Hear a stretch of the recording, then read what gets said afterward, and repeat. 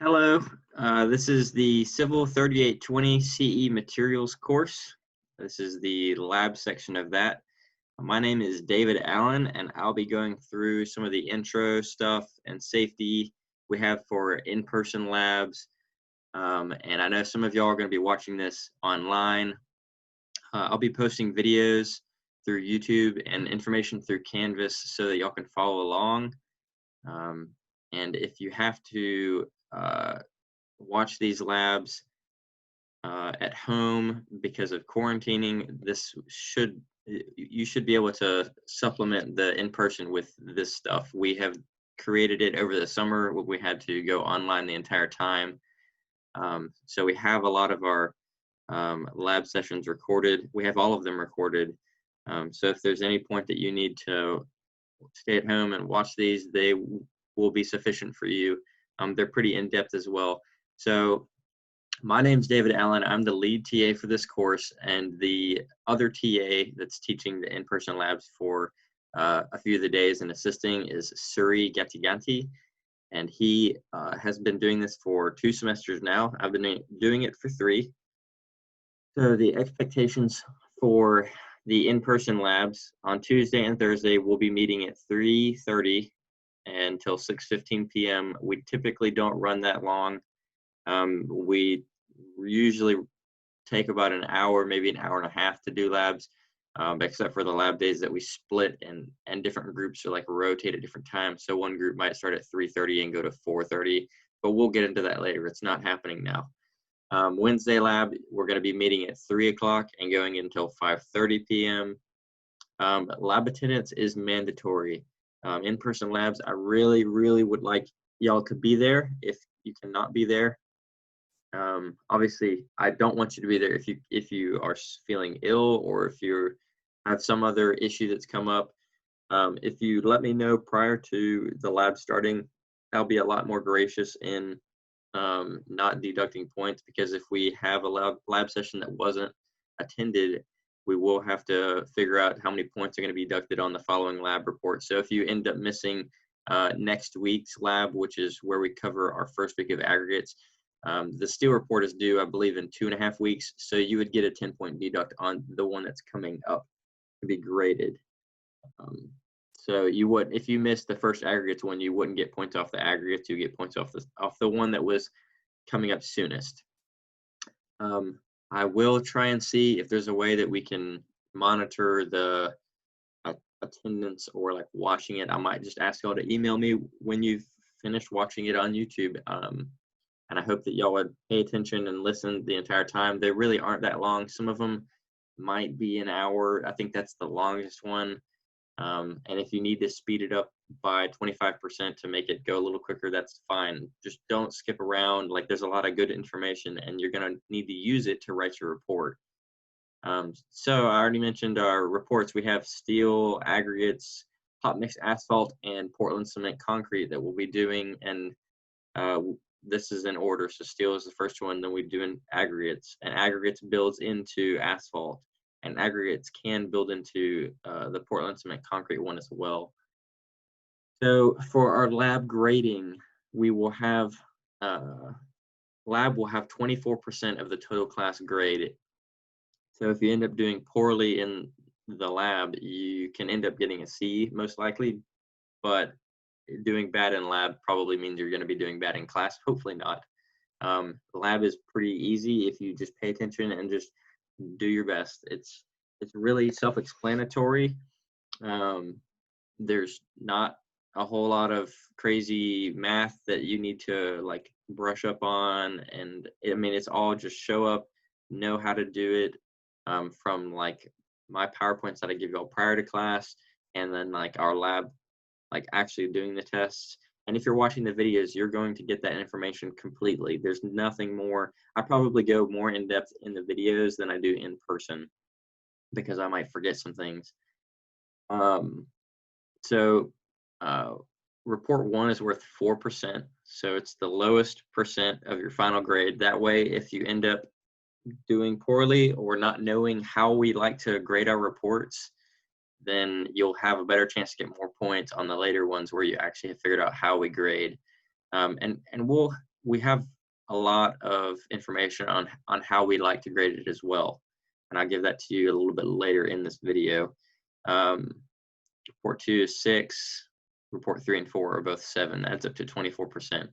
Unexcused late work is not accepted. I like to say it's not accepted, but sometimes it is. I understand there's some things that come up. Just let me know, like if you have to turn in a lab, if you have to turn in a report late, you'll probably get a deduct for it unless there's like some really good excuse for it. But typically we'd take it just a few points off for that, because we want to make sure that everyone is kind of being held to the same standards. So the lab safety attire for those of y'all that are going to be in person, the attire is going to be closed-toed shoes, long pants, like jeans or khakis. We don't want any like sweatpants. We don't want any leggings, nothing like that. We want thick pants, because like when we're around asphalt, that stuff is hot and it can hurt you if it spills on you.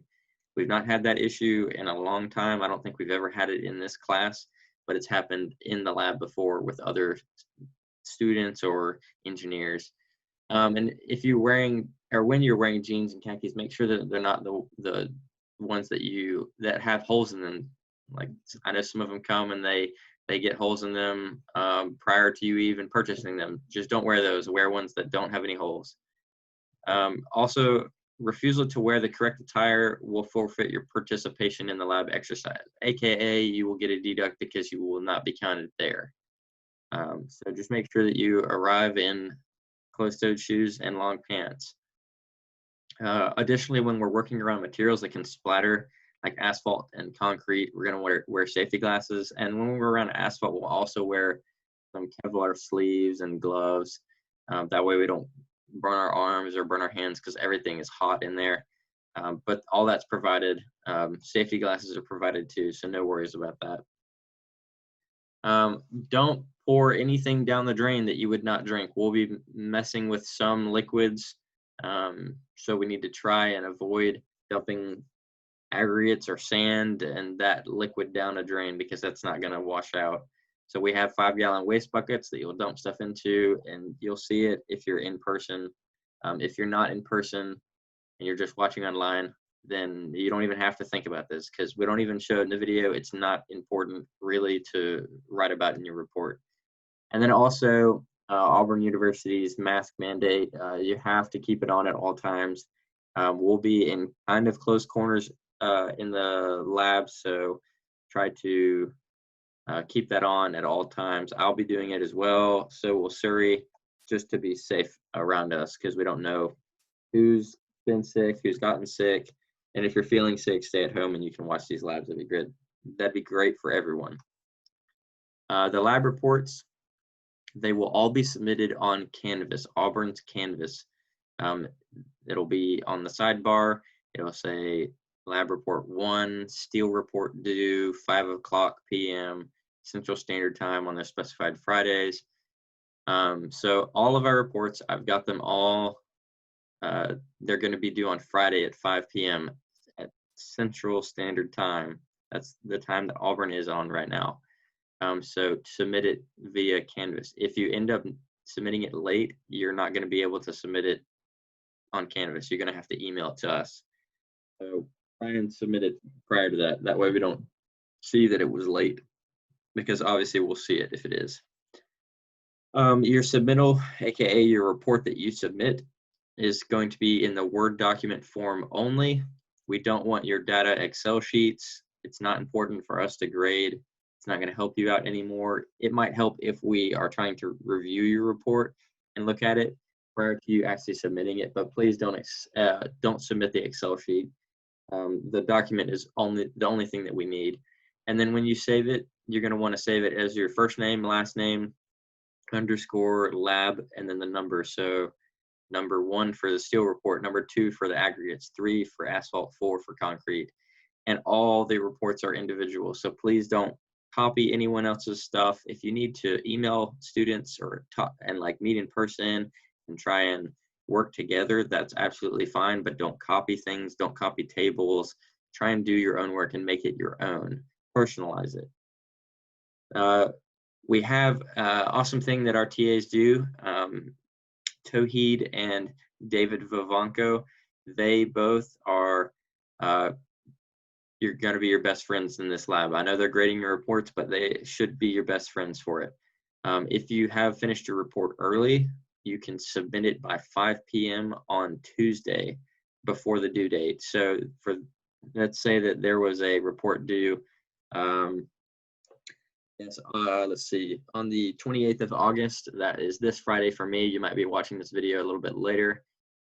You would have had to submit your report on the 25th of August at 5 p.m. and you email it to both of them. Their emails are provided. Their emails are on the syllabus as well. You can send it to both of them and ask them to review it. They'll go through it, add a few comments to it, send it back, and it's a way to just get more points. They'll pick out things that, hey, do this and you might get more points on it. So it's free points. Send it early. It's a benefit of doing your report early is you don't have to worry about it at the last minute and you can get it reviewed. Don't forget your final report is due on Canvas at 5 p.m. on Fridays. On that assigned Friday. It's not every Friday. So don't forget this Tuesday submitting it is not actually submitting your report. That's just having it for review and feedback. You have to submit it on Canvas.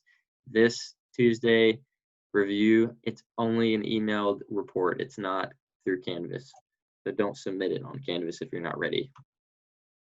So that's the end of the introduction right there.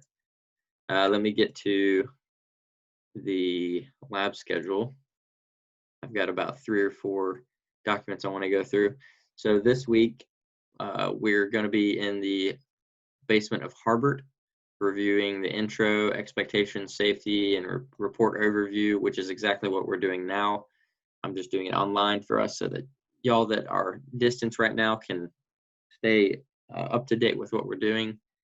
Next week, this is split by weeks of the semester, 1, 2, 3, 4, 5, 6, all the way to 12 until we're done with lab. Obviously, school continues on a little bit longer than November 13th, but our schedule stops right here. Unless there's an issue. We can change it if we need to, and if we do, I'll let you know. But I think we've got it worked out to where this is how it's going to be. So the second week, next week, we'll be in the basement of Harbert again, going through our first week of aggregates and doing tests.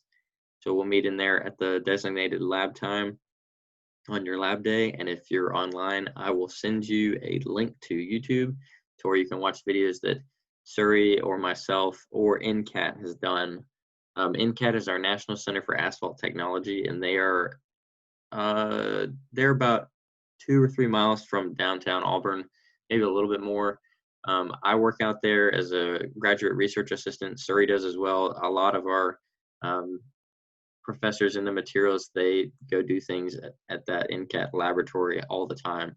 So they've got videos for us, and I've got videos. So anything that they hadn't already recorded, I went ahead and did myself. So you'll see videos of me doing those tests and explaining them. September 7th through 11th, that is Labor Day week. So we wanted to have no lab. I know there's no lab on Mondays, so technically we could do it.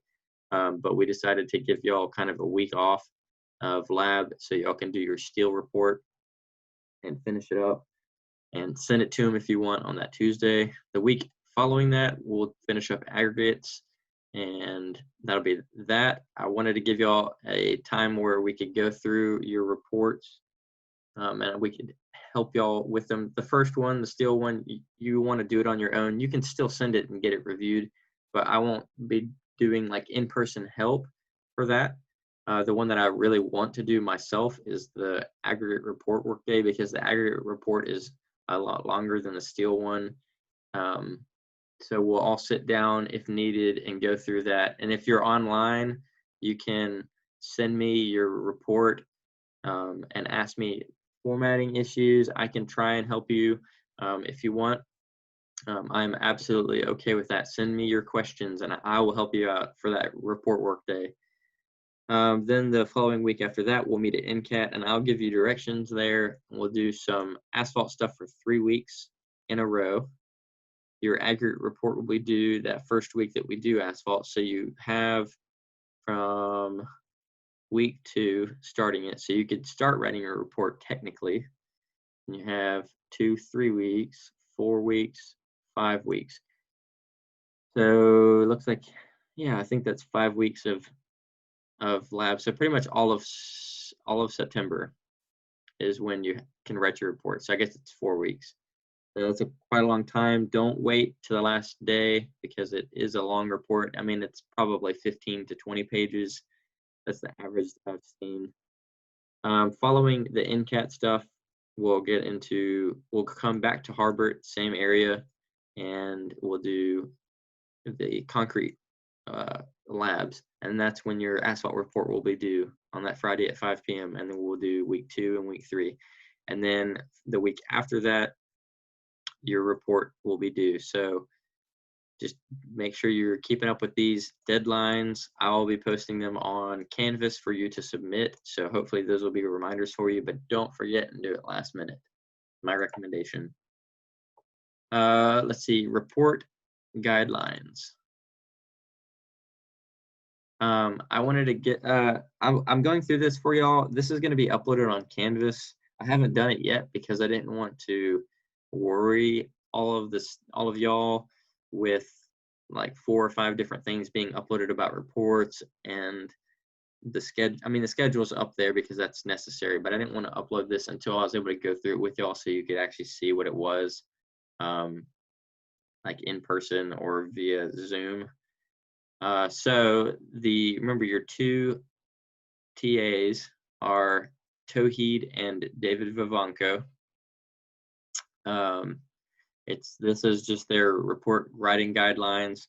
Remember, my name is David Allen. This is David Vivanco that's doing the lab report grading. So don't get us mixed up. It's happened already over the summer because nobody knew my face, really, and nobody knew his, so they just kind of got the Davids mixed up. So David Allen is in the lab. So the report components that you're going to want to make sure you have are your introduction, your scope of your work, methodology, results and discussion, conclusions and recommendations, and references. Only 6 different areas. The introduction is going to be your project or design scenario. So you're going to have a description of your design scenario. You're going to write that out, and any key features, whether you're trying to design a steel bridge or a concrete foundation or an asphalt road. That's how you're going to want to describe it when you write your introduction, and any requirements that are in it. So if you have to meet any specification requirements, that's where you'll write it as well. The overall objective of testing, that's another part of introduction that you write about. What is the reason for the lab work? So the description is, there's a bridge on Highway 280 being done that has made of steel, and it needs to pass this requirement. What is the reason? You want to make sure that the material is going to be sufficient to hold up the bridge or to do whatever it needs to do. And what are your solutions that you're seeking? Is it you want it to stand up to how many tons of traffic, how many easels, how many vehicles are going over it? Your scope of work is your next section. That's where you're going to list off what your test methods are. So we have ASTMs. That's what we use in this lab. There's also AASHTO. They kind of both do the same thing, but they're different numbers. We wanted to keep it kind of the same, so we're sticking with ASTM throughout this lab. So in this scope of work, you would list ASTM C136 was used to test for sieve analysis of fine and coarse aggregate, and it would be really short writing about that. You don't go into detail on how it's done. You just write what the test is, what the test method is, and then like what the name of the test is and what properties are determined from it. So this one, you do sieve analysis to determine a gradation blend. You will understand the gradation once we do sieve analysis. I'm just trying to give you all an example. So it could be specific gravity or clay content or fractured faces or whatever. You'll see that in a week. Oops.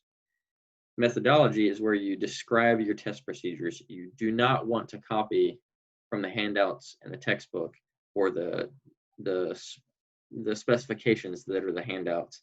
don't copy directly from them. Try and use your own words and write these in past tense. You're not going to write, I did this test procedure and we did this. You're going to write, the test procedure was done and this happened, or this was done and then this was done. Don't do bullet points. You don't want to just do a list of like 1, 2, 3, 4, 5, 6, like it says in the specification. You want to put it in your own words. And then also, if there's any equations that you use, even if it's the area of a rectangle, like you need to put that in there and then show the units and explain each of the symbols in the equation. You'll see that in just a few slides as well. Results and discussion. Results is exactly what it is. You want to present your tables, figures, and you want to present your results in tables and figures and then write about it in sentences. And then the biggest part of your report is the discussing, because everyone can do every other part of this report pretty easily, but just by looking at it and doing data. But what we want you to do is be able to discuss it. Even if you aren't sure if you're 100% right on your assumptions, just write about what you think. Do they meet your expectation based on things that are provided? Are they consistent with theory? If you think they are, then write that they are. If you think that they aren't, write that they aren't. It should be pretty self-explanatory if they pass or fail, or if they're acceptable. So just write about it. If a test runs and it's acceptable, don't just say sample 1 passed the test. That's not a discussion. That is, you're saying results. You're saying that passed. If you want to discuss it, you could say sample 1 passed the results because of this. Sample 2 could have had this happen and caused it to not pass, or sample 1 could have this done to make it even better. So you want to like just kind of put your own words into it and describe why. Like this, just discuss it. And then if there's any issues, you can describe implications of the results. If sample 1 is like, if let's say you have 3 samples and you're trying to make sure one of them passes, if none of them pass, discuss it. What's going to happen? Because all three don't pass, you're going to want to probably retest or find a different material. Why? Because you can't build if it doesn't pass. But go into more detail. It could be, you could go off on some goose chase for a while and discuss things, and that would be totally acceptable as long as it pertains to the test results. Failing or passing or looking weird. The conclusions and recommendations, that's where you're going to summarize your major findings. So in results, if you have 1, 2, 3 samples and you're trying to figure out which one passes, in the results you might say sample 1 passes, sample 2 and sample 3 fail. So we identified all 3. We identified if they've passed or failed. That's our results. And our conclusions will summarize the major findings. We found that sample 1 passed because of this. Indicate if it met the specification. Draw conclusions. So why did sample 1 pass compared to the other ones? Write about that and try and keep the objective of it in mind. So if you're trying to, the objective is to design a steel bridge where it holds so much weight, write about that. Sample 1 passed because it met specifications. This means that the bridge should be held up, or it means that the traffic isn't going to cause any issues with the bridge. Like, just write in your own words and make recommendations. If something is just barely passing the spec, write about how it could possibly get better. You might not know, but just do an assumption. And that's really going to help us out when grading your reports, and that's going to help you out with getting grades. Your references, everyone's done this. You can use EasyBib online to put in your stuff. You're going to want to cite everything that you use. If you use a textbook, you want to cite that. If you use Canvas Notes, I guess you could use that. I've seen that in the past, just listing who made what slides. So if you use my slides, you can list that in there. That's totally cool. I'm not opposed to that at all because that's typical. And then you want to reference your standard test methods. So American Society of Testing and Materials, ASTM C136-01. This 01, I believe, means it was revised in 2001. I deleted those from our reports since they change so frequently, and I really don't like to go through and update and retype them because they're a page or 2 long sometimes. So you'll just write American Society for testing and materials, ASTM C136, standard test method for sieve analysis of final course aggregates.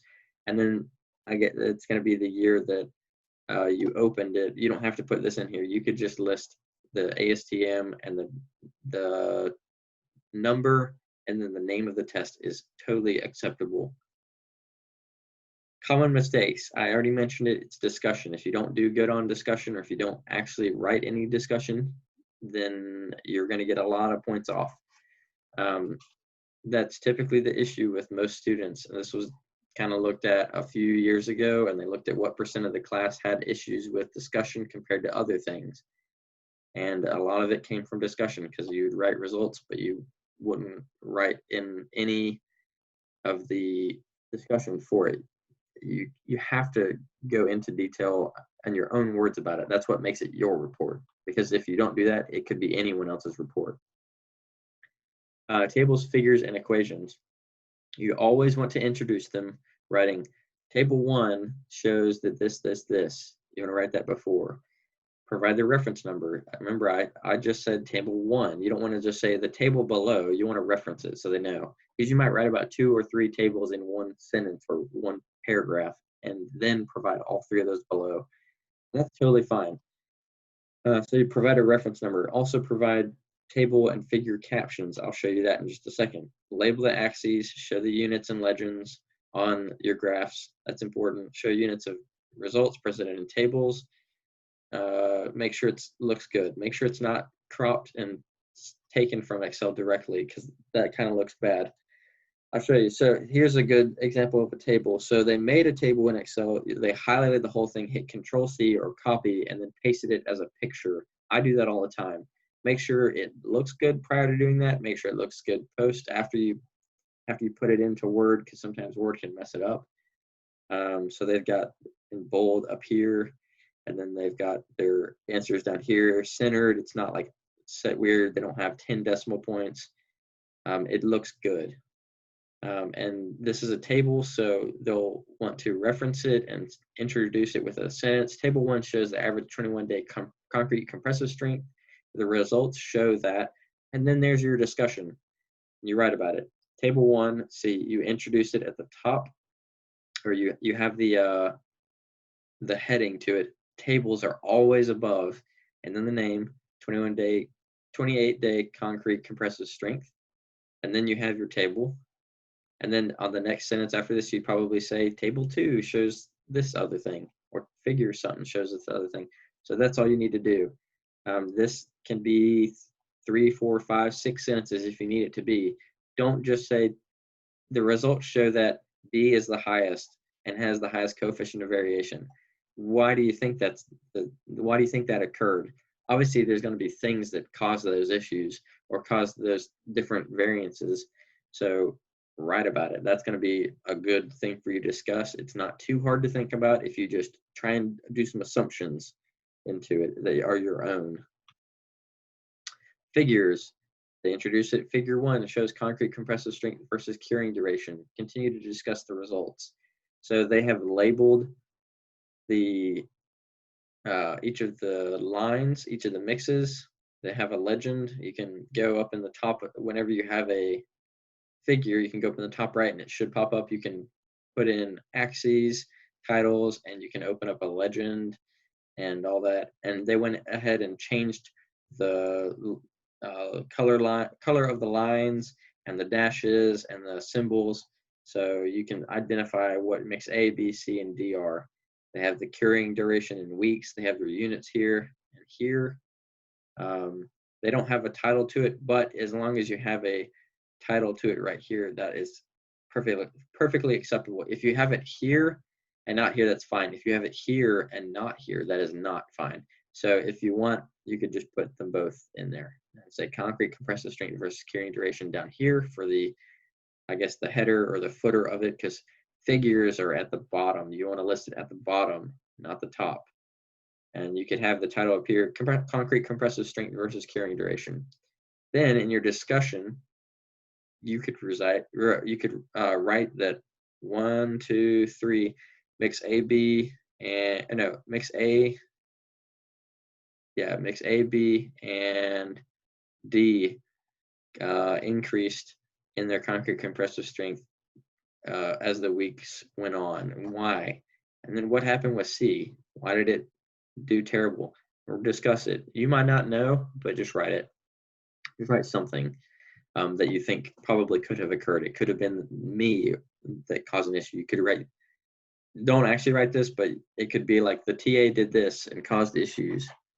It just, human error is a good discussion thing. If something goes wrong, you can say the human error of this test, or like, we probably don't say we, say some material couldn't have been dumped out of a bucket prior to being tested or whatever. And that's a human error that's good to discuss, and probably discuss why results are bad. So equations, you want to list it, you want to introduce it again. Equation 1 was used to calculate concrete compressive strength of the concrete mix. You'll write your equation using words equation little program. It's right near the symbols button in the top right.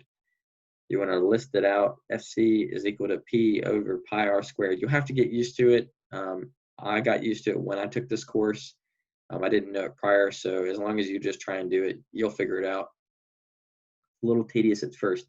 You're going to want to list what equation this is. You could write 1, you could write equation 1, whatever. Right below that, you need to write where, and then your FC is equal to concrete compressive strength of the concrete, and then write the units. PSI. P is failure to load in pounds. Pi, that's just a constant. That's not something that we have to describe. But R is a variable. It's the radius of concrete cylinder. And what's the units? It's in inches. So if you forget to do these units, you're going to get points taken off. If you forget to do these overall, you're going to get points taken off. If you forget to write any equations, that's a lot of points taken off. So make sure you put all of your equations in there.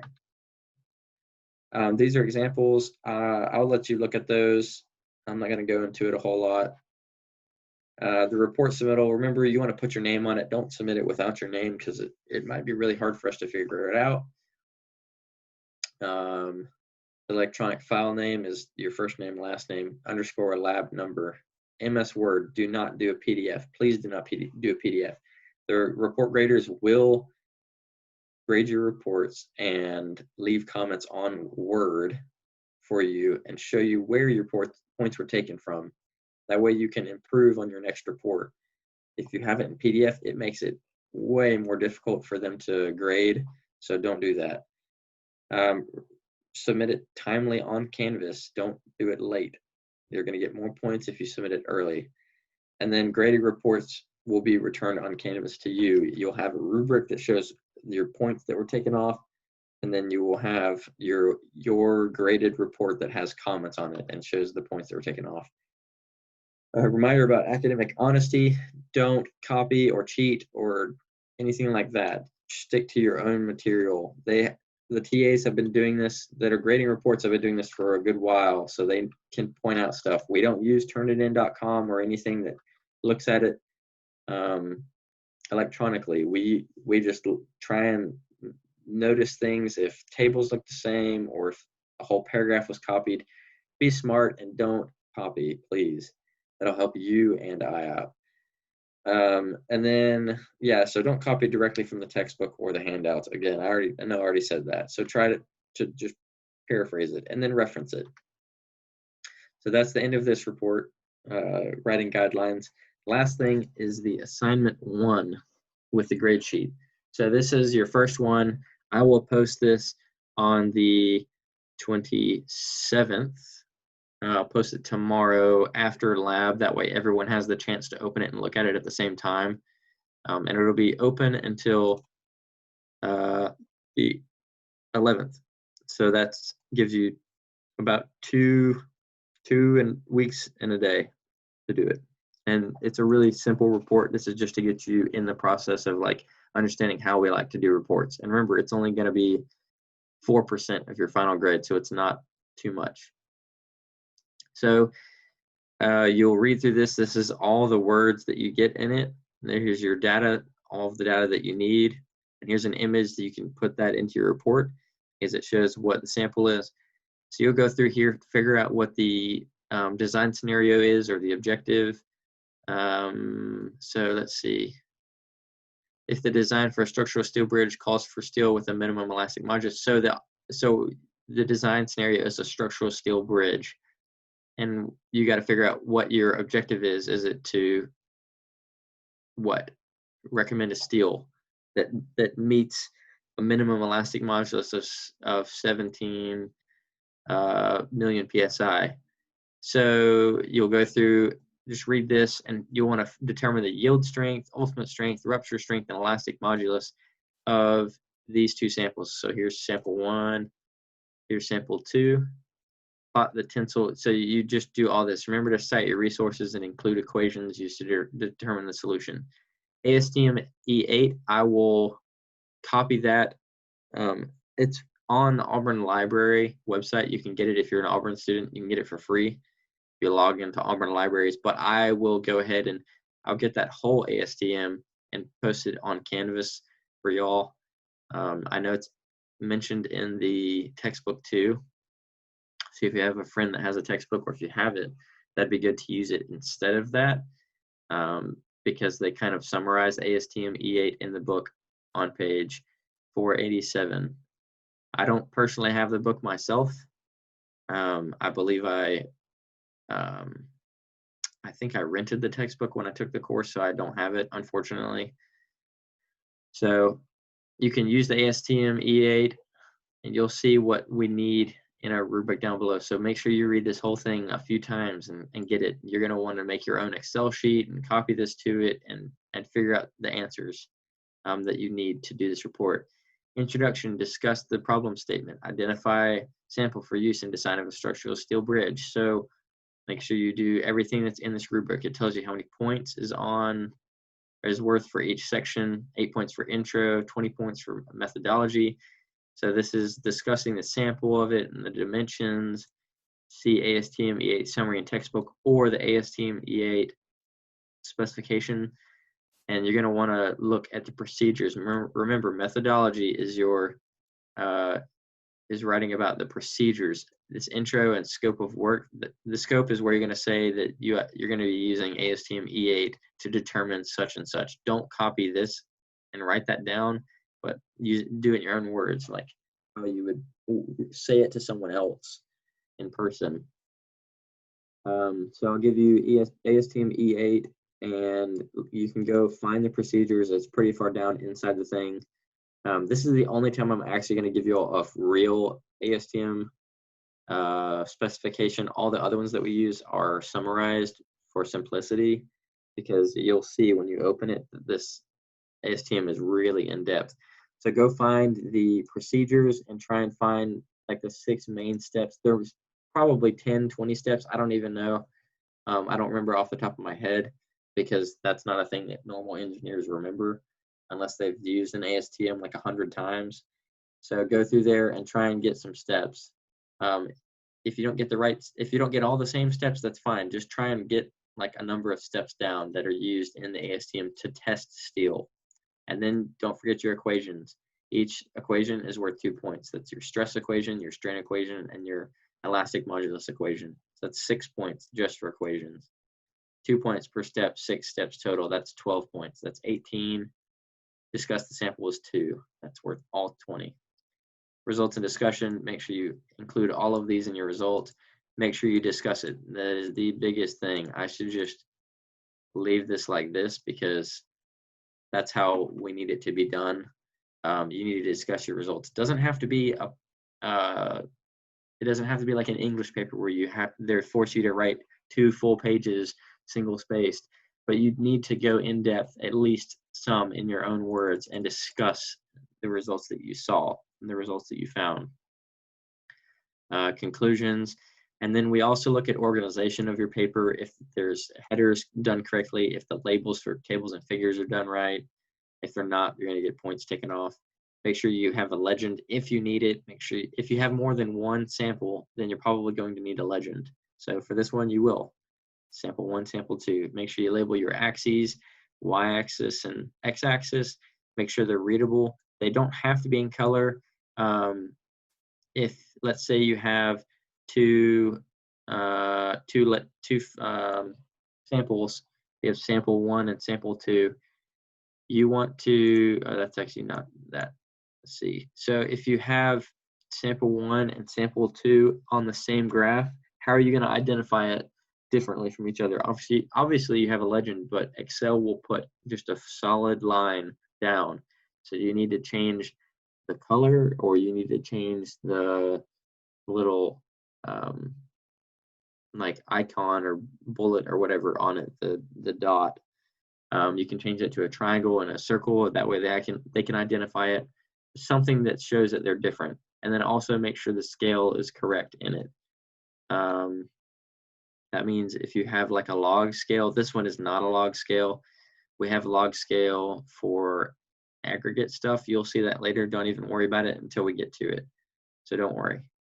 And then make sure your references are done correctly and your equations are numbered and variables are defined. That'll be points off a lot if you don't do that. And then make sure you don't have run-ons, spelling errors. Make sure your paragraphs look good and they're not just one sentence. Make sure your grammar is pretty good. Make sure it runs in logical order. Don't go conclusion and methodology and results and discussion. And if you do all that and you do well, you'll get 100 points. So that is assignment 1. This will be posted tomorrow, Thursday at probably 5 p.m., maybe 6 when I get home. I'll be teaching lab and I'll be doing class myself. So I can't always be there ready to post on Canvas, but I'll do my best. There's other resources. I'm not going to get into them, but these will be posted. This just kind of has information about what you want, Times New Roman, 12-point font. Don't read into this and make sure you're 100% following it. Like, this is important. Make sure that your margins aren't like against the side of the page, and make sure they aren't like giving you 2 inches to write. If you just open up Word, it should do it like normal. You want to use 12-point Times New Roman font and 8.5 by 11 paper. That's pretty dang standard. Don't read into it too much because it talks about a lot of other things. This is how we want your report done. So you don't need a cover sheet. You can just do all caps, like CIVL 3820, Steel report, no. And then your name, that's it.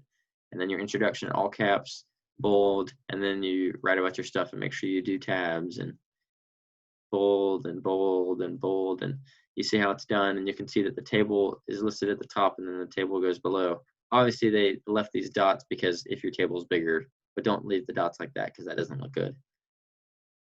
Figure, they have it below, and they have their units and make sure that these axes, labels, and the legend aren't tiny. If you move them from Excel to Word, sometimes it's real tiny. So prior to moving it to Word, you have to make the font larger in Excel, and that's pretty easy. Then you just copy and move it over. And I like to paste it as, I don't think I can do it right now, but you go in there, you just hit copy on Excel, and then you right click in Word and paste it as an image. I like to do it like that. Sometimes people like to insert the tables like into Word so that you can edit them here too. I like to just make it look good in Excel and then move it over. That's what I like to do. And then your conclusions and references. And if you have an appendix, you can. I think we'll have a video for you to watch on report writing more, and Towheed has actually done that. We'll upload that to Canvas at some point soon in the next week. He's redoing it because he did it for the summer, and there's a few changes that we had to it. So if you want to watch that, he also talks about if you want to include appendices or not, and he talks a lot about the writing of the report and what he will look for when he grades it. That way you can maximize the points you get. So I believe that is the end of this lab lecture. I hope y'all have followed along. It's a lot of information. All this is going to be posted on Canvas in the next few days. I didn't want to upload all of this at once and freak y'all out with 5 different things to go through. I wanted to go through it with y'all. That way, if you wanted to go back through it, you could and relearn some of that stuff. So if you have any questions, please email me. You'll be getting emails from me frequently, probably. My email is on the syllabus. So if you have any questions or any issues, go ahead and send me an email, and that is totally fine with me. Thank you all for watching.